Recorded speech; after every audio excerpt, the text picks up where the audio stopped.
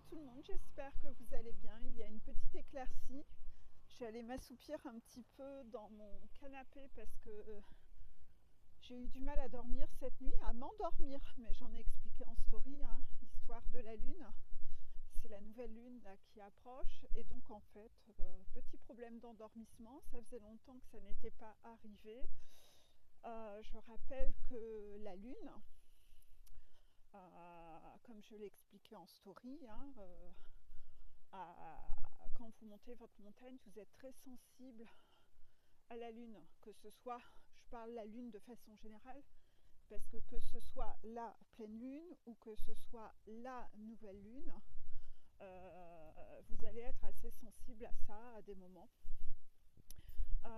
Voyez la lune un peu comme une tati, une tata, à qui vous allez pouvoir parler, cette personne qui va un peu mettre une main sur votre épaule pour dire je vois que ça va pas, je vois, allez vas-y, parle-moi, c'est un peu ça en fait. Donc en fait, la lune, que ce soit la pleine ou la nouvelle, déjà 4 jours avant et jusqu'à 4 jours après environ, vous pouvez ressentir un peu les mouvements de la lune et elle va mettre en évidence ce que vous avez besoin de nettoyer. Elle va amplifier l'énergie négative que vous ressentez. J'avais déjà fait des vidéos qui en parlaient, mais visiblement il est nécessaire que je vous en reparle, puisque certains d'entre vous qui tombent sur ma chaîne, parfois vous n'avez pas été regarder mes anciennes vidéos. Donc c'est ainsi l'occasion d'en rediscuter. Donc je fais un peu ce petit rappel comme ça, que quand la lune, il y a cette nouvelle ou pleine lune, ça amplifie vos énergies négatives, que ce soit de la colère, de la tristesse, voilà, la mélancolie, la nostalgie, ça vient mettre en évidence ce qui a besoin d'être nettoyé et la boue que vous avez beaucoup trop étouffée à l'intérieur de vous.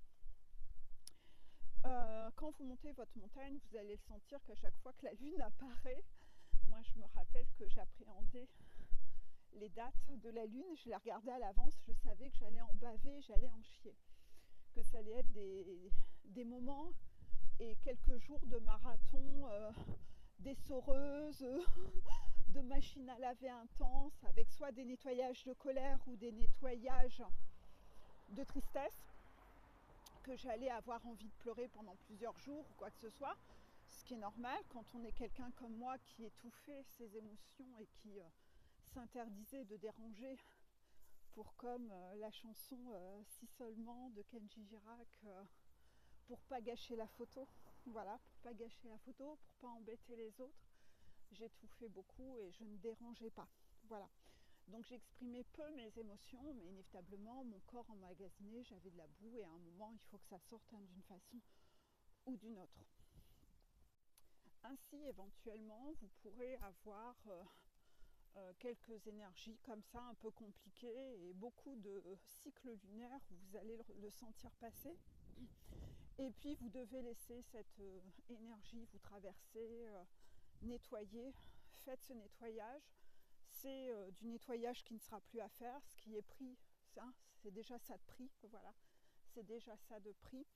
Et au fur et à mesure que vous allez monter votre montagne, vous allez vous rendre compte que progressivement, un peu comme dans la vidéo l'encéphalogramme plat, si vous êtes sur ma chaîne YouTube et que vous n'avez pas vu cette vidéo ou que vous souhaitez la revoir, tapez le mot plat ou encéphalogramme, vous tomberez sur cette vidéo et vous pourrez aller la revoir.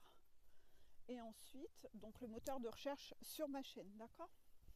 Et ensuite, au fur et à mesure que vous allez avancer, vous allez vous rendre compte que à chaque lune, le nettoyage est moins intense, dure moins longtemps, et puis éventuellement, même que peut-être vous allez avoir petit à petit des cycles lunaires où il ne va rien se passer. Et ensuite, vous pouvez être comme moi, 1 an, 2 ans, sans même plus regarder les dates de la lune, vous ressentez plus rien, vous n'avez rien à nettoyer de précis, c'est paisible en vous, donc en fait vous ne vous en rendez même plus compte. Et là par contre, là j'ai fait de l'insomnie. De l'insomnie, il faut dire vite, puisque moi de base je suis une ancienne grosse insomniaque à une époque de ma vie. Ça date d'il y a très longtemps, mon Dieu, il doit y avoir 10 ou 15 ans de cela. Mais là, j'ai surtout eu du mal à m'endormir. Voilà, j'ai mis quelques heures à m'endormir, sachant que moi, en gros, je m'endors en 30 secondes. Voilà. Donc quand vous mettez 2 ou 3 heures à vous endormir, alors que d'habitude vous endormez en 30 secondes, bon, inévitablement vous posez la question, n'y aurait-il pas une lune à tout hasard? Voilà, c'est un peu le genre de mécanisme que vous devez essayer d'observer et prendre l'habitude d'avoir. Hein, voilà. Quand votre corps n'agit ou ne réagit pas de la même façon que d'habitude, essayez quand même de l'écouter. De l'écouter, c'est important, l'écoute. Hein. Donc, par rapport à ça, je suis allée voir. En plus, ma mère m'a dit qu'elle aussi, elle avait eu du mal à s'endormir. Donc voilà, c'était hyper synchro. J'avais la synchronicité qui me mettait en avant. J'ai dit, oh, bah, tous les coups, c'est la lune. Hein.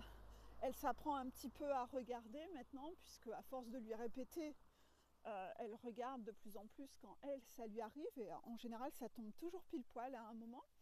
Donc en fait, par exemple, sur un côté comme là, exemple concret, le problème pour trouver son sommeil, ben, j'étais pas fatiguée, j'étais comme une petite boule de nerfs.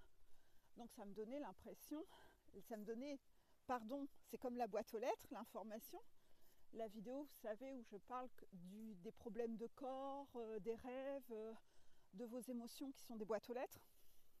Là aussi, si vous n'avez pas vu cette vidéo, toujours sur la petite loupe sur ma chaîne, tapez lettres, vous allez tomber sur la vidéo boîte aux lettres et vous pourrez aller revoir cette vidéo-là. Voilà, ça vous fait vous familiariser un peu avec certains réflexes et c'est des vidéos qui sont importantes à aller écouter. Ça explique des bases, ces vidéos-là. Bref.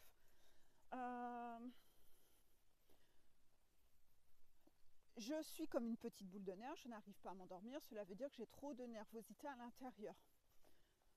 Ce qui, d'habitude, j'ai pas ça depuis bien longtemps au moment des lunes. Et c'est très parlant, puisqu'en effet, ceux qui suivent ma story sur les réseaux sociaux, cela fait 2 semaines que j'ai des problèmes d'allergie avec des problèmes de démangeaison. Ce qui me demande beaucoup de self-control, puisque pendant 1 heure à 3 heures par jour, je vais avoir des démangeaisons, ce qui me demande beaucoup de self-control, de rester très zen, de beaucoup travailler le lâcher prise et de trouver des solutions chaque jour, d'être un peu en mode Sherlock Holmes, de trouver des solutions, d'être créatif pour essayer de moins souffrir de ça et ne surtout pas subir. Donc j'ai beaucoup de défis autour de ça. Ça me demande beaucoup de défis au niveau émotionnel. Hein. C'est pas évident à gérer pour ceux qui ont déjà vécu des problèmes allergiques, quels qu'ils soient. C'est pas facile à vivre en fait. Moi j'ai toujours beaucoup de compassion envers les personnes qui ont des problèmes de santé toute l'année. Moi ça va durer peut-être 2 semaines ou 1 mois et je vais être tranquille jusqu'au printemps prochain. Donc voilà, le temps que en plus mes antihistaminiques fassent vraiment effet. Je ne vais pas subir ça longtemps, mais il y a des gens qui subissent des problèmes d'eczéma toute l'année, etc. Enfin, franchement, je les plains, mais j'ai beaucoup de compassion pour ces gens-là.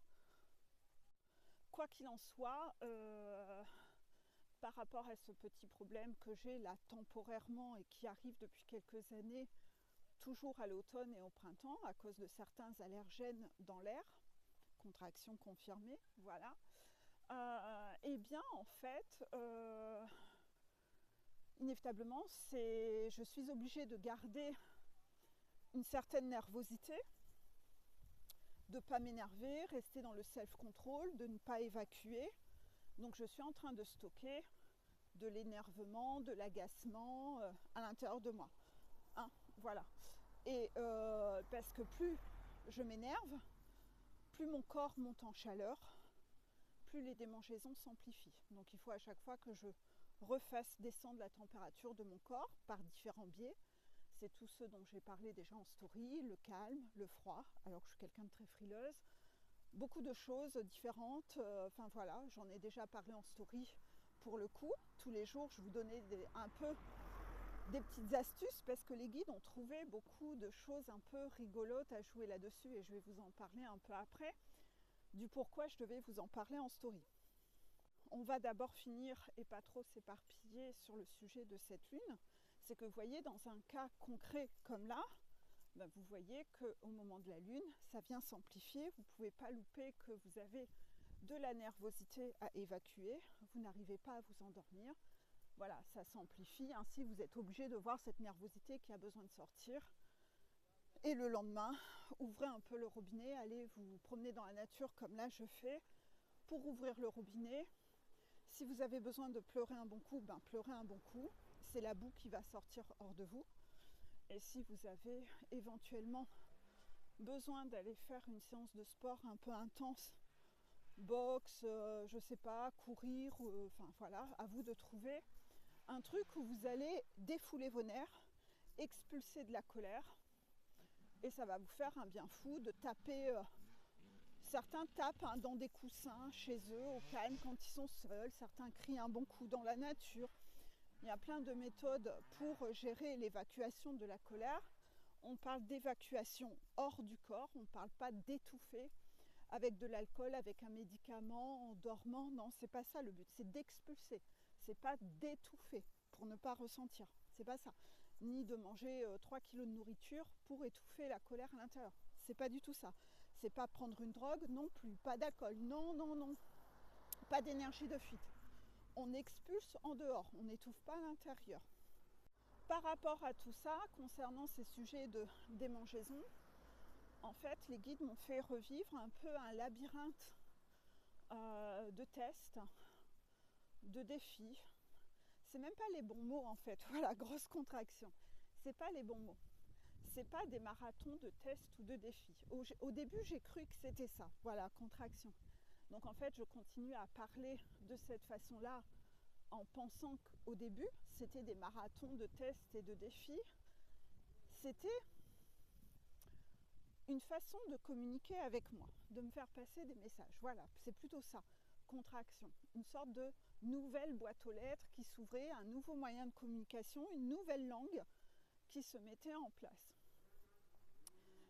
Normal, j'ai des guides qui ont changé, contraction, et chaque guide a un peu ses méthodes de communication, ce qui vous demande de vous réadapter à la nouvelle façon de communiquer de vos guides. En général, quand vos guides changent, vous le sentez, c'est un peu perturbant au début. Il faut se réadapter à leur nouvelle façon de communiquer. C'est un peu comme si vous aviez un correspondant français et d'un seul coup vous avez un correspondant anglais ou un correspondant japonais et vous n'avez jamais appris le japonais. Donc en fait, ça demande une sorte de phase où on apprend à se connaître, on apprend à communiquer ensemble, à trouver le bon réglage pour réussir à communiquer ensemble. Ce qui en soi est quelque chose d'important que vous aurez toujours à travailler sur votre montagne, c'est de savoir vous réadapter à un moment à quelqu'un qui n'a pas la même façon de communiquer que vous. Voilà, c'est de savoir communiquer et vous régler avec une personne qui n'est pas votre clone. Personne ne sera jamais votre clone. Et donc, nouvelle façon de communiquer à mettre en place. Donc, c'est toujours des exercices intéressants, que ce soit avec des gens dans votre vie, que ce soit aussi avec vos guides. Et quand vous allez parfois être déconnecté, vous, sur votre parcours avec votre jumeau ou jumelle, ben, vous allez devoir travailler un peu cette façon que vous n'êtes pas identique. Vous êtes la même âme incarnée. Il y en a un qui s'est barré avec l'énergie yin et l'autre il s'est barré avec l'énergie yang. Donc inévitablement, votre mode de communication n'est pas le même. Vous n'avez pas le même mode intuitif de faire les choses et il faut apprendre à se régler au fur et à mesure. Et à chaque fois que vous vous reconnectez, c'est un peu comme si à chaque fois c'était une nouvelle personne que vous aviez en face de vous, qui a évolué, qui a changé.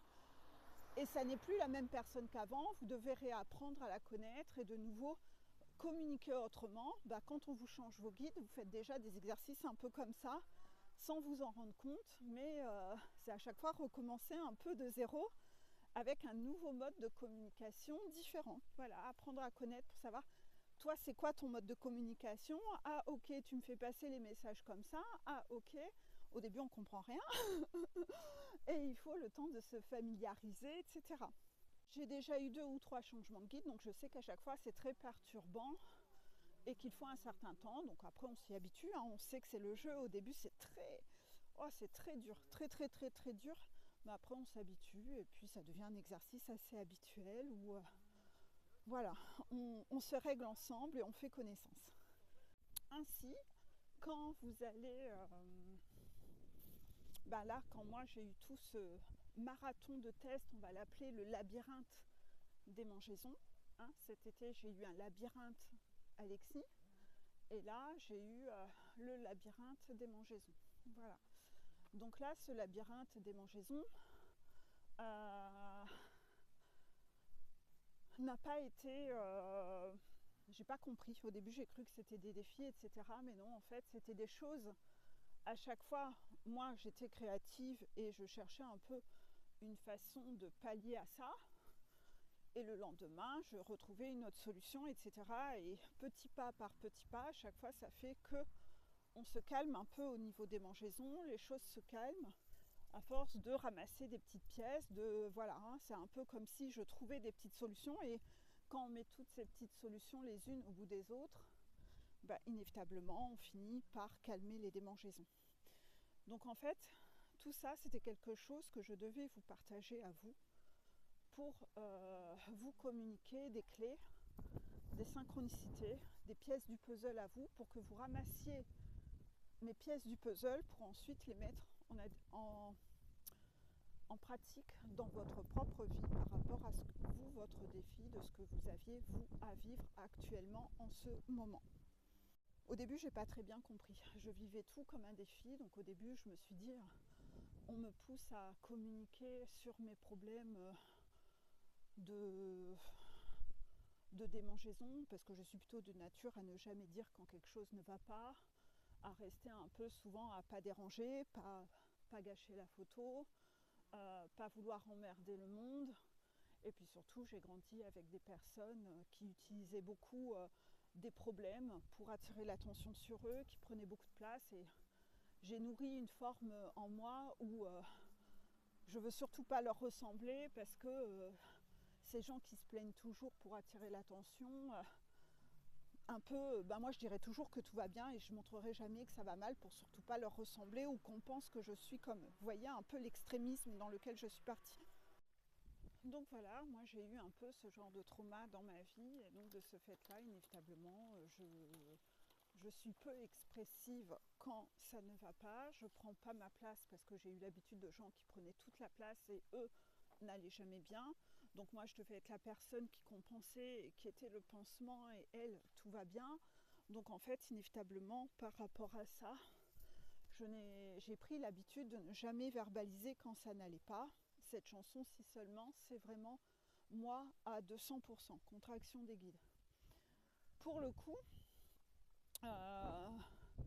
durant tout ce marathon de démangeaison, je crois que j'ai écouté cette chanson si seulement au moins 5 fois tous les jours en contraction.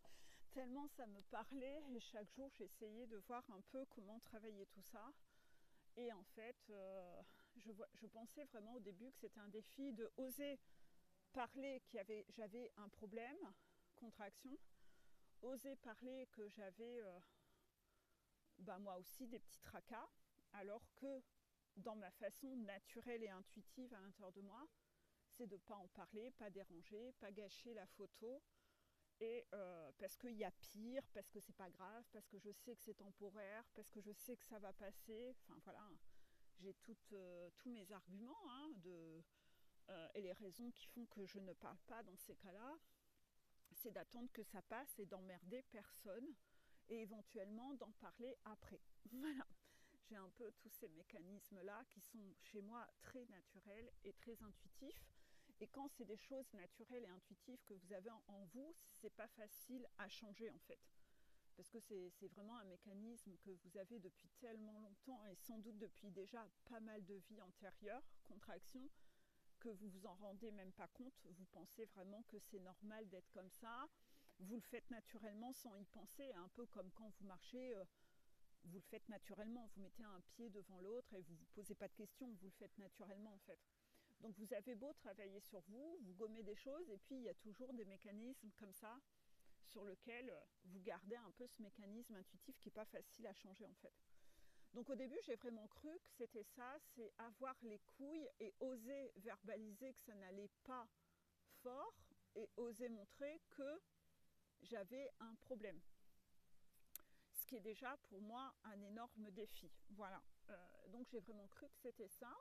Donc j'ai osé faire des stories pour parler de ça et progressivement je me suis rendu compte que ça allait beaucoup plus loin en fait.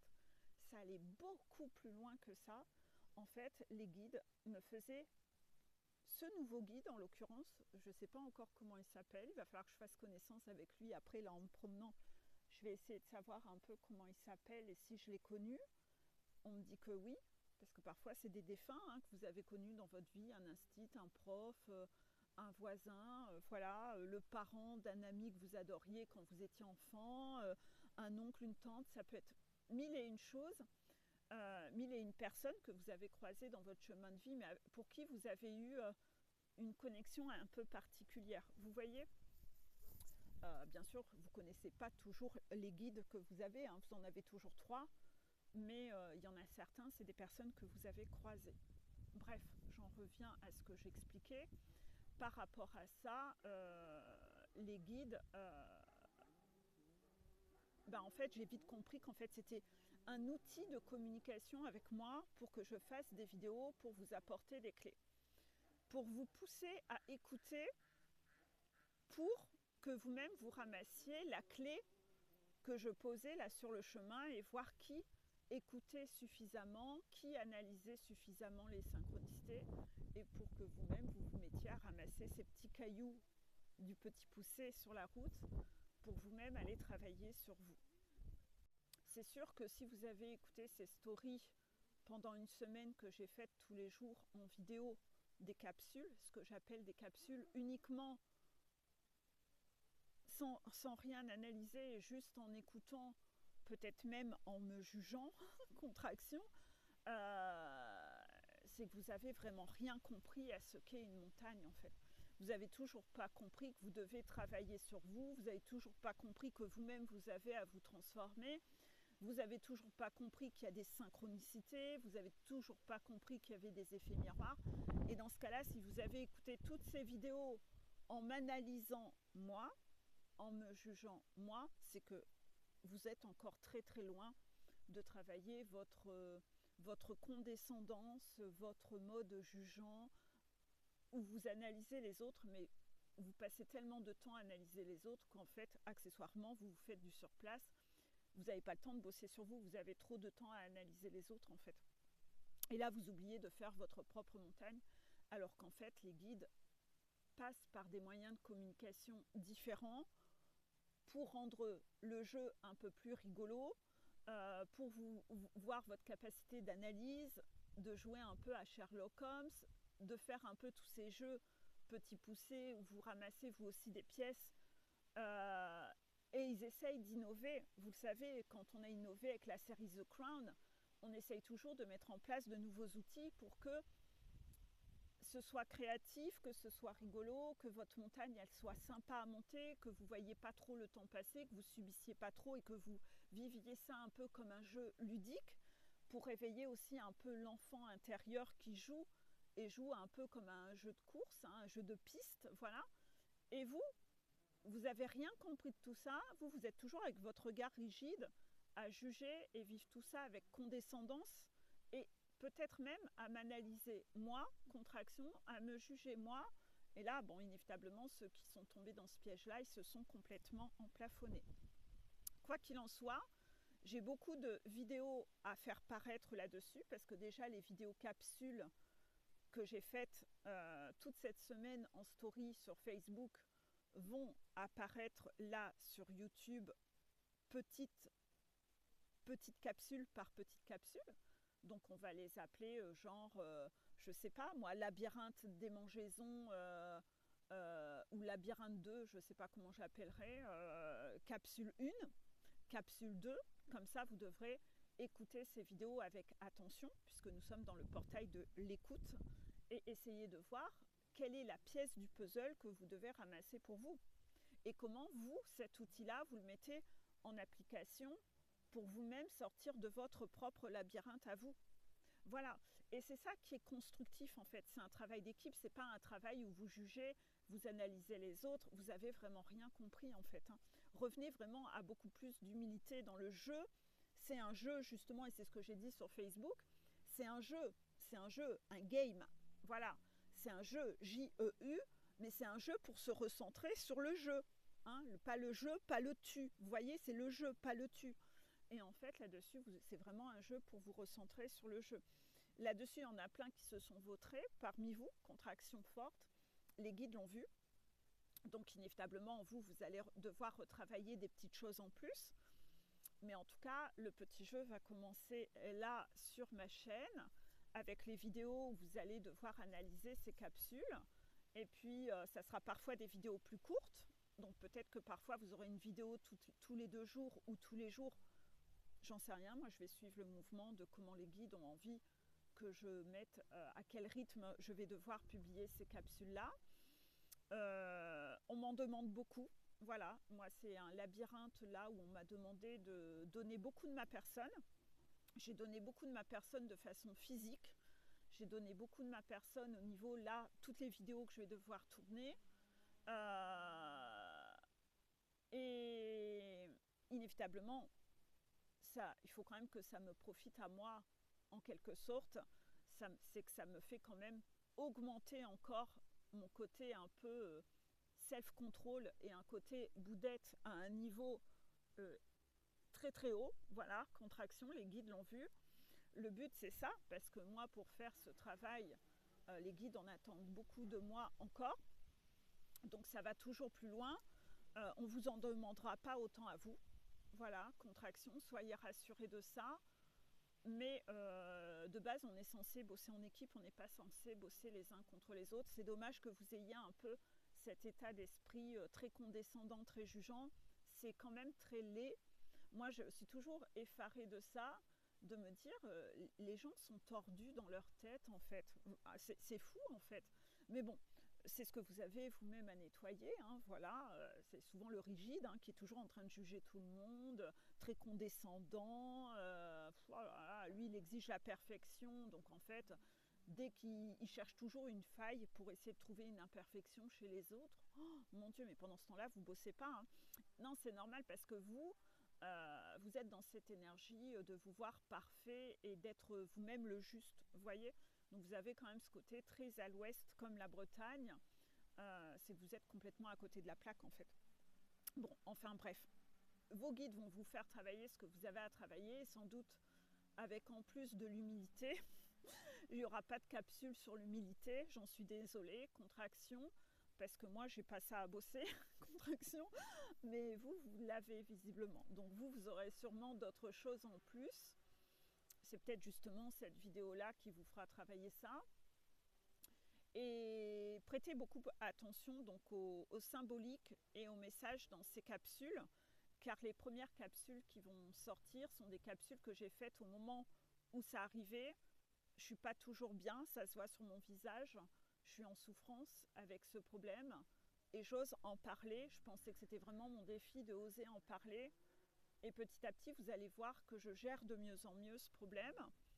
Et puis, vous allez voir que je vous apporte des clés de ce que je mets en place. Donc, accueillez ces vidéos une par une. Essayez de voir ce que vous avez à comprendre, vous, individuellement, chacun. Et après, j'ai encore beaucoup de vidéos à tourner là-dessus, mais qui ne sont pas encore tournées. Donc, je pense que ça va durer une grosse partie du mois, cette histoire-là d'écoute. Je pense qu'on va vous faire travailler l'écoute en long, en large, en travers sur ce mois-ci. Je pense qu'on n'arrivera même pas à tout aborder ce mois-ci et que ça va encore s'écouler sur la fin de l'année, tellement il va y avoir de clés de compréhension. Donc écoutez, mais pas avec une écoute rigide. Regardez, mais pas avec un œil rigide. Il va falloir que vous soyez dans l'accueil et dans l'humilité avant tout. Voilà, bon défi à vous et bon labyrinthe. Et puis, belle partie de petits poussets. À bientôt.